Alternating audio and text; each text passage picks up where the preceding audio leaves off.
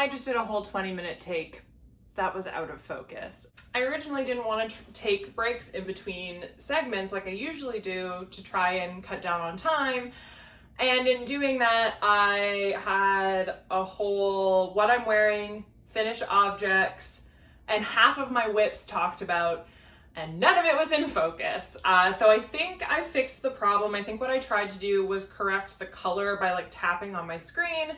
And in doing so, this yarn was in focus and not my face. So I think I fixed it. Thanks for listening to me complain for the first minutes of this episode instead of introducing myself. Hi, my name's Sarah of Sarah Crane Knits. You're watching the Sip and Knit podcast. Today I am sipping on an afternoon iced coffee made in my Nespresso machine out of my very sparkly, mildly obnoxious Starbucks mug. I love this thing. It is still iced coffee season. If you ask me, it's iced coffee season kind of year round, especially now that I live somewhere where I won't have 40 below winters. And that's very exciting for me. So I've been taking advantage, especially, I mean, it's still August. There's definitely pumpkin spice soy creamer in this though, which is not very August of me, but my partner got it at the grocery store and I've been very much enjoying it. Do need, as I burp, do need more. So yeah, without further ado, let's get into the chit chat about my finished objects and etc. We're gonna start off by talking about what I'm wearing because it's the elephant in the room, if you will. So this is my Gone to Seed. This was a test knit for Jen Perencini. I'll put her name below. I'm sorry, Jen, if you're watching this and I completely mispronounced your name. This was knit over the course of the last 2 and a bit months. It is knit flat, obviously, because it's a cardigan, but it was also seamed. You like start at this like lace panel at the top and knit front, knit back. There's options for bust shaping. There's like 11 sizes, I think. Definitely size inclusive, all the things you want a pattern to be. And Jen's patterns are so thoroughly written that even though there were a few techniques, particularly seaming, that I was a little bit trepidatious about, I'm so proud of this garment and I'm so happy with the finished object. So this is a sign. If you're looking at a pattern that you kind of really want to make, but you're kind of very afraid of what it's going to entail, dive in. Nothing can go wrong except for you have to frog it. What's the worst that can happen? I will stand up so hopefully you can get a little bit of an idea of what it looks like. It is cropped, it goes just below my belly button, and it is oversized. I knit the 4th size with no bust shaping for a finished circumference of 50.25 inches, which is 8 inches of positive ease on me, and I chose to omit bust shaping. You choose the size for this pattern based on your upper bust circumference, which mine is 40, and the closest size for me was a 39.25, so that's why I chose the 4th size. And I knit this out of the Fiber Co. Meadow in the colorway Hedgehog. I did squeeze this out in 2 skeins of that yarn. On their website, it's going to say that it's a lace weight. It's definitely more like a light fingering. The gauge for this, if I'm not mistaken, I believe it's 26 stitches over 4 inches. So it's about a light fingering lace kind of a deal. And yeah, I did it with 2 skeins. I had 15 grams left. So pretty economical, I would say. Anything 4th size and above, especially if you added bust shaping, you would have to have a 3rd skein like I just got by. So, you know, if you're knitting the 4th size or larger, maybe get that 3rd skein just in case. But yeah, it's delightful. I love it a lot. The buttons I got from like Notions and Yarn Store in Victoria that I honestly don't even remember the name of, super sorry, but they're just sort of like plain like coconut wood buttons. So nothing to write home about there. And that is what I'm wearing. I'm going to learn from my mistake and I'm going to pause here, double check my footage isn't blurry, and we'll move on to finished objects. For finished objects, we have 3 more to show. This is also technically a finished object since the last episode. I finished this August 9th. These 2 I finished in July. So first we have the Rib Lace, I always forget which way it is, Rib Lace Raglan by James N. Watts. This was knit in Sirdar Snuggly 4-ply in the Prince Charming colorway. It is a merino, cashmere, and silk blend. And I knit to pattern, except I did not add a neckline treatment. I added about 2 inches of the sleeve and a few extra inches onto the body, probably 5-6 inches on the body. I knit like a 11 or 12 inch body, which is just past cropped for me. I like it tucked into like a black pair of pants that I recently got. I think that's a really good look. So yeah, so that is this. Simple knit, gratifying, fairly quick for fingering weight because it is lace at a very open gauge. I believe it's 17 stitches over 4 inches. So not so daunting for a fingering weight sweater at that gauge. I will probably knit another one next summer. That's how much I've enjoyed this one. Specifically knitting it, I really liked the rhythmic of like the 2-stitch repeat. It was really great.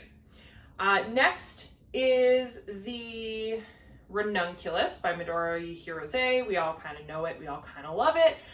It is knit in a single strand of like black lace weight mohair, so you probably can't see much, but that's what it is. I did add some sleevage to this. I added about 6 rounds of stockinette and 10 rounds of the twisted rib. I bound off using the bind off for the short sleeve method in the pattern, and I did the same on the front side of the bottom of the garment. Look how floaty it is. It's so nice. And then the back, I did just a knit one, purl one, bind off. The reason I did that is if you've ever knit something that's like a little bit tentish and a little bit oversized, sometimes the back can look extremely tentish because you typically have less body in the back than you do in the front. You know, we have bellies, we have chests, some of us, and so you tend to just need more fabric in the front. But for yoke sweaters, the fabric is evenly spaced all the way around, and so the back can look quite tentish. So what I did to avoid that is I did a tighter bind off here than I did in the front, so it cinches into the body. It's pretty effective. I'm pretty happy that I did that. And yeah, I mean, I did about a 10-inch body, maybe a little less because the yoke is a little steeper. And I knit between the 3rd and 4th size. So I started by knitting the 4th size and then omitted 1 or 2 of the raglan increases. So my total stitch count is somewhere between the 3rd and 4th size. So, you know, give or take probably 50 inches. I haven't measured it, if I'm honest, but that is my black ranunculus. And then my final finished object that I have to show off are these socks. I talked about them last episode. They are vanilla socks, 64 stitches, 20 stitch round or 20 round cuff, 80 or so round leg, and then I knit to fit my partner's foot. The heels are accidentally different, but you can't tell because the yarn's so dark, so it doesn't matter. And all of this is knit out of Knit Picks Stroll. Oh yeah, this is a loft by Knit Picks if you care what black mohair I used. There are plenty. And I used just under 2 balls, so definitely economical if you're knitting a similar size to me. And this is Knit Picks Stroll in their dark gray heather. And then these 2 colors I don't remember the name of, and I don't have the ball band anymore. I'm so sorry, but they're definitely still on the website. They have the same kind of core colors all the time. This is like the mid-tone tealy blue, and this is a golden mustard color. So I'm sure you can find them online. And if I can find them online, I'll put the names in the description below. So those are the finished objects that I have for you today. The shining star is honestly this Gone to Seed. If I didn't say, this comes out on August the 18th, so a few days from when you're seeing this video, if you're seeing it when it's first coming out, August 18th, 2022. I will leave some info about it below so you can check it out and get an idea of if it's something you're interested in knitting. As a first-time tester for Jen, I will absolutely be testing with her again. She was fantastic. The pattern was like almost no notes. She had it tech edited previously. She's extremely professional to work with. I had a great time. So yeah, that's what this is. I'm extremely proud of this garment. This is like a little bit like my, I don't know, what's the word I'm looking for? Like my magnum opus for the year. Like this feels very, I don't know. I feel like I've leveled up my knitting after knitting this, is what this feels like. she's putting on a cal, a knit along for any festival. It's called the Any Fest cal. That started August 1st, and you can knit literally anything in literally any yarn, and there's prompts to sort of like evoke reflection, and there's Zoom meetups and everything, and it's really great. I haven't cast on anything for it specifically, but I am in the Slack because of this test, so it's just been really great. The community over there is fabulous, so if you're not a part of Jen's community yet, I highly recommend it. It's been lovely. All right, let's move on to works in progress.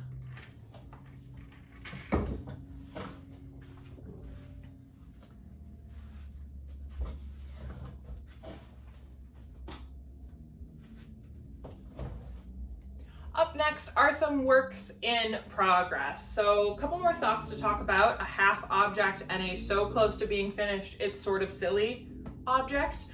These are my rendition of Summerlee Knits Weekend Shorties. Her version has 6 contrast colors, 2 in the cuff, 2 in the heel, and 2 in the toe. And I said, that's too many ends for me, no thank you. So I did 3 instead of 6. This is from my Nordic Nights main color. This is from my Ripple crop top. And this is a leftover mini that I probably don't have enough for the second toe, oh well, from a Cozy Knitter self-striping sock set. This blue is a Regia 4-ply that I don't have the ball band for anymore. It was one of the first yarns I ever bought for sock knitting. So I do apologize for that. But the fun with this pattern, it's free, thank you summer. And the idea is just to kind of use up your scraps and to do some really fun color play. So what I'm using is not really relevant because the whole point is that you dig in your stash and your scraps and you make your own fun version. So that's mine. I'll start the second one probably this week. I've been on a shorty kick lately. I want some for the fall to wear with my Birkenstocks. So that's why I've been knitting those. These are my Area 51 Fibers Time Warp socks. I showed you one last episode. Now I have 2. And the top color, this contrast is just a old rusted chair, bubblegum pink, I think is what it's called. And then the rest is the Area 51 Fibers colorway. I'm going to do an afterthought cut and heel, and I'm going to start with the black, go to gray, and then go to the speckles to hopefully create like a bullseye effect, which I'm really excited for. I have not done the heel on these yet because, so I finished the 2 tops that I'm not wearing in July, and then I finished this in August, just yesterday. And so now I'm on a bit of a mission to finish some garments for the trip to Europe that my partner and I have planned in September. I don't know if it's just me, but I sort of have 2 camps of travel knitting. I have travel knitting of garments and things and other things. They're not all garments for me. Actually, only one of them is. But I have sort of projects that I want to finish by the time the trip comes so that they can be wearable while we're in the location. And then I have things that I want to bring to knit with me while I'm on the trip, like on the plane and on the train and all the things, right? There's going to be a lot of travel over those 2 weeks. So I want to have some stuff on my needles. I don't know if that's just me, like if other people knit for the trip and then have knits on the trip. It feels like a lot of knit planning that I've sort of done to myself, but here we are. So in discussing that, these 3 projects are the ones that I've been working on diligently over since we last spoke in July and then now into August. And the goal is to finish them before I'm on a plane to London on September the 9th. Fingers crossed. So the first one is a gift. If she's watching, she probably knows it's for her, but I'm not going to say who it's for, just in case I can keep the mystery alive. This is the Shore, S-H-O-R-E, Shore Thing by Samantha Guerin. It's her most recent shawl release. I was desperately looking for something that worked with 3 colors, that used up quite a bit of all 3 colors, fingering weight shawl, and Samantha answered what I was looking for like the day I was ready to cast on. It was serendipitous to say the least. So I cast on with abandon, and this thing is awesome. There's a lot of ends that I'm gonna have to weave in, but ooh, look at it. I'm so happy. Okay, there we go. This is the Sure Thing by Samantha Guerin. I'm so close to the border. I'm almost there. I have like probably 10 more rows. So you can see that it's 3 colors. There's this striped section and then this textured slip stitch section. You use 2 different size needles because the lace slash like slip stitches definitely pulls in. So use a larger needle here. And yeah, it's just been great. The end is going to be this like scallop, seashell kind of lace. That's probably where the name comes from. So I'm excited for that. And the yarns that I'm using are, this one is, I've lost the tag, I think. Yeah. I'll put it down below, but it's a BFL and it came in like 150 gram skein and had like 500 plus yards or something ridiculous. In the Tempest colorway, I got it from Beehive Yarns. Maybe it's handmaiden, something handmaiden. It's a Canadian dyer for sure, and it's a 100% BFL. And then this is from Knitting Nakabi in her Cookie Monster colorway, and it is also BFL and Massa. And then the third variegated colorway is from also Canadian. Maybe this is the Handmaiden one, and I have the two confused. Yeah, this is, okay. This is Handmaiden Fine Yarn in Casbah. It's a merino nylon cashmere in the colorway Bronze. So that is that. I'll put the colorway and like the info for the dark blue yarn down below. It's truly stunning, and I want more people to be able to use it. I think, hold on. Yay, okay. This is the same dyer, but a different skein. So Fleece Artist is the brand and the dyer for that blue one. Fleece Artist 2/8 BFL is what the base is called. So that's a gift. The next one is for me. So this one is the Humboldt from Amarisu. It's from their spring summer issue, I think from this year. It's bottom up, so it's not really looking like much. I just started the lace. I'll throw a photo in so folks can see what I'm talking about because it's kind of impossible to see. But it's essentially a bottom up with like a very botanical lace section from like probably here up, crew neck. The pattern is long sleeve. I'm making it short sleeve. That's pretty much the only modification. That, and I'm knitting it out of 100% silk from Pearl Soho. This is their cattail silk in the Velvet Cerulean, I think is the colorway. And yeah, I'm knitting it out of silk, but it calls for linen. But other than that, I'm not making any modifications except for the short sleeve edition. That pattern is not size inclusive, nor are most of the patterns in that issue. / I don't think Amarisu as a publication cares if the patterns that they publish are size inclusive. So I will no longer be purchasing any patterns or books from that publisher. And I just wanted to call that out, the Humboldt that I'm knitting. I'll put a picture so you can see what it is. Not size inclusive, don't recommend that. But I didn't realize it until after I bought it, which if you follow me on Instagram, you know that I had a whole conversation about size inclusivity, and that's why I'm bringing it up. And that's why I'm calling this out. I've made essentially a pledge to myself and to anyone watching me that I will no longer purchase patterns that are not size inclusive, in that I will be paying much closer attention. And I will call out the patterns that I already own when they are not size inclusive if I am knitting them, because they're already in my library and it's a sunk cost. They're in my library. I had intention of knitting them, whatever, but at the least I can do is call out that they're not size inclusive, so that hopefully if the designer gets enough feedback about that issue, they can hopefully change that in the future. So that's this one.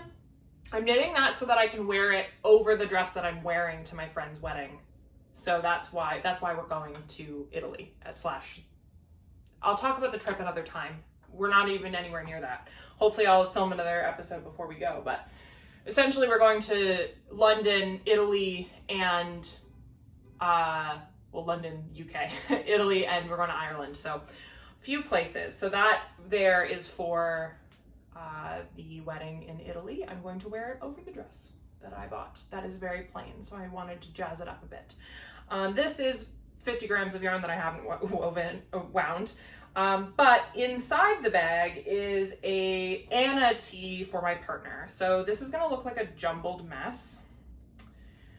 But it is one of those raglans that has just body shaping and then just sleeve shaping. So it's this very like angular increase situation. Very cool, I like it a lot. And you can kind of see it, how it goes like that. And the reason I have this in here is I'm going to do the neckline, the sleeve trim, as well as potentially the body ribbing in this because I only have 2 skeins of this yarn. This is Tannis Fiber Arts 100% merino fingering weight in the colorway caramel. It's about 900 yards, which for a short sleeve t-shirt, I probably could get away with it, but I'm a little worried. So I have this just in case. I had it in stash and it's very like, I don't know. It's very, it evokes like Harry Potter houses to me a little bit. So that's kind of the vibe, although we do not stand the author of Harry Potter here. We do not speak her name.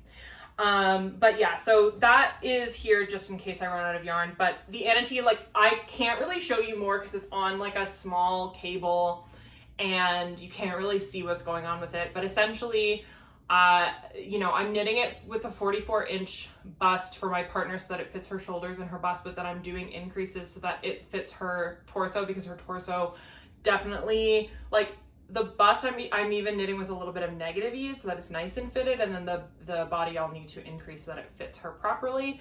Also not a size inclusive pattern. I believe it goes up to like a 52 or 55-inch bust. When I say size inclusive, I want between 30 and 32 inches on the small range and 60 to 62 inches on the large range, inclusive of ease. So if the largest size is 60 inches, but the pattern calls for 4 to 6 inches of positive ease, that actually only fits someone between a 54 and 56-inch bust. So that is not size inclusive the way that I am saying I want it to be.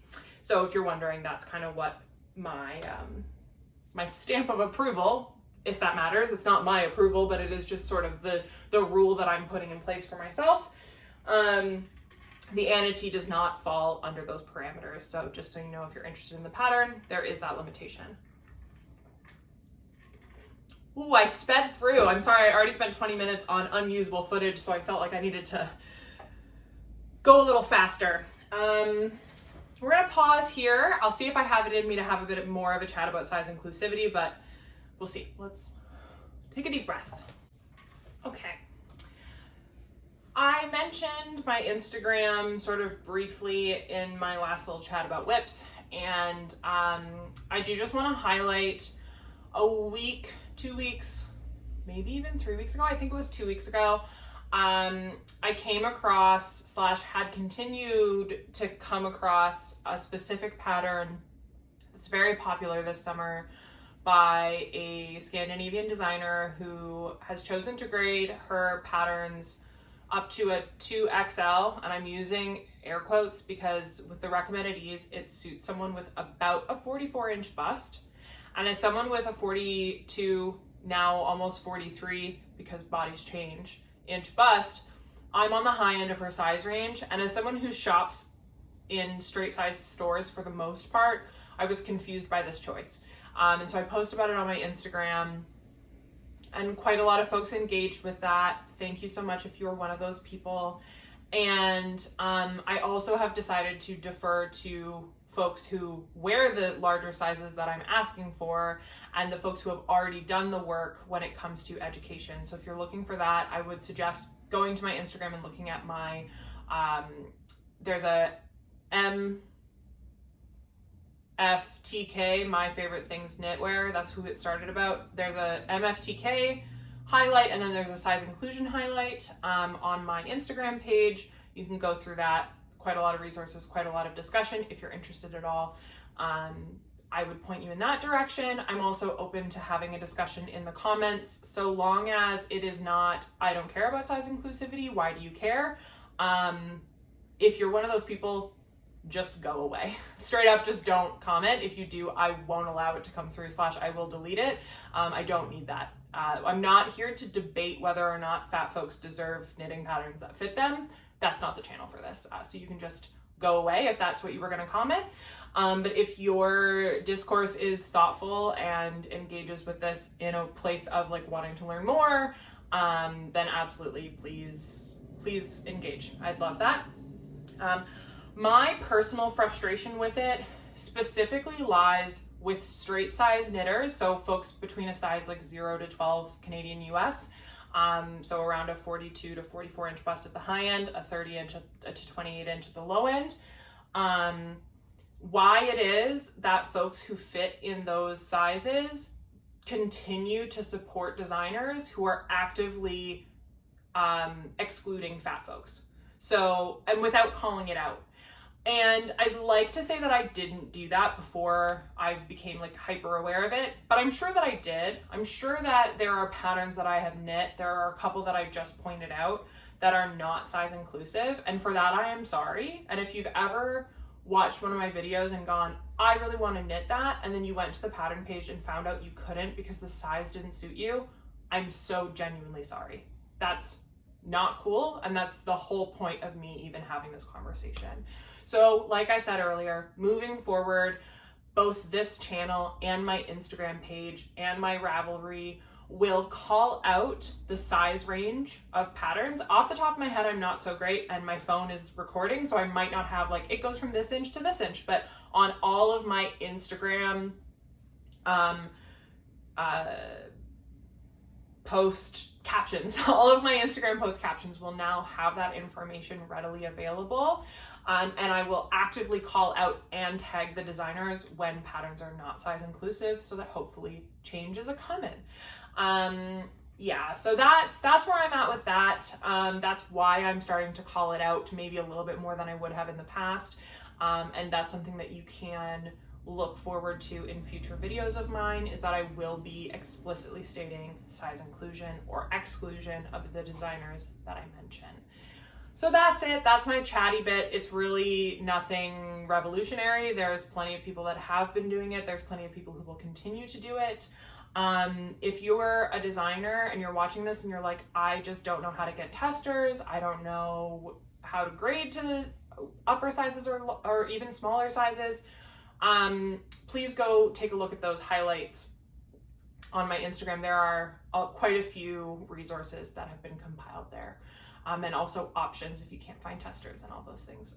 Just because you can't find testers doesn't mean the pattern shouldn't go to those sizes. So that's my input on that. A good tech editor can go a long way. And yeah, thank you so much for listening. Thanks so much for participating in another episode of Sip and Knit. I've been Sarah of Sarah Korean Knits, and I will bid you adieu. Next time, we're going to talk about my trip a little bit more, I think. And if you want to tell me travel tips about flying internationally with knitting needles, please do, because I'm terrified.